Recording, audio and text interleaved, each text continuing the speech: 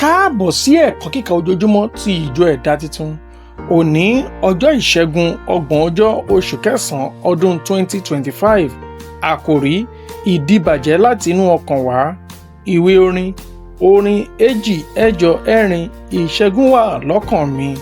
Ẹ̀kọ́ àkọ́sórí kì í ṣe ohun tí ó wọni lé ẹnu lọ ní sọ ènìyàn di aláìmọ́, bí kò ṣe èyí tí ó ti ẹnu jáde wá, èyí ní sọ ènìyàn di aláìmọ́.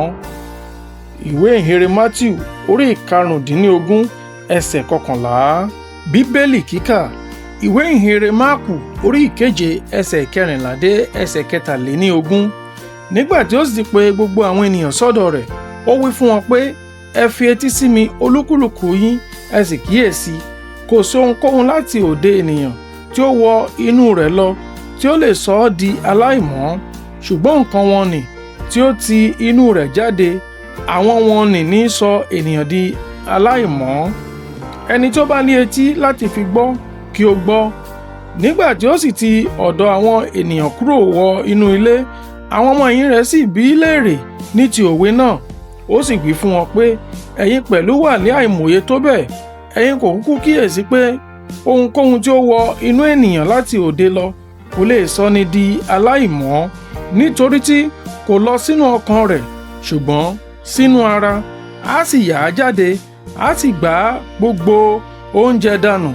Ó sì wí pé, èyí tí ó ti inú ènìyàn jáde, èyí ní sọ ènìyàn di aláìmọ́, nítorí láti inú ọkàn ènìyàn ni èrò búburú tí ń jáde wá: panṣágà, àgbèrè, ìpànìyàn, olè, ojúkòkòrò, ìwà búburú, ìtànjẹ, wọ̀bìà, ojú búburú, ìsọ̀rọ̀ òdì, ìgbéraga, ìwèrè.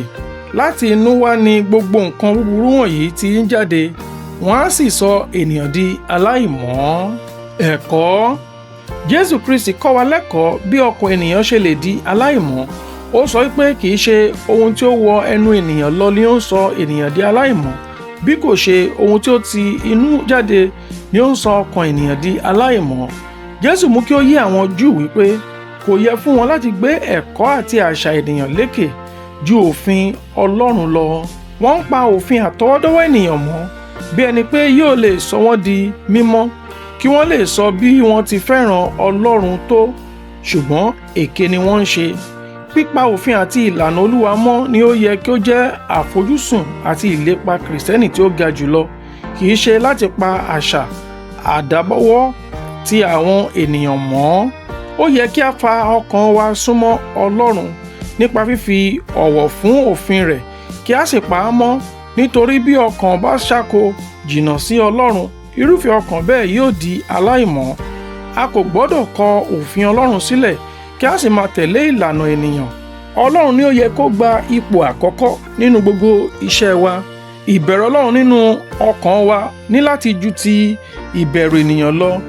Ìfẹ́ ọkàn wa sí Ọlọ́run pẹ̀lú jẹ́ pípa òfin Ọlọ́run mọ́. Ẹ̀kọ́ àmúrelé. Nígbà tí ọkàn ènìyàn bá jìnnà sí Ọlọ́run, yóò di aláìmọ́. Àdúrà. Olúwa Jésù, mú mi jẹ́ mímọ́ àti ẹni ìtẹ́wọ́gbà níwájú rẹ títí dé òpin ọjọ́ ayé mi ní orúkọ rẹ. Àmín. Títí di ọ̀la. Ó dàbọ̀.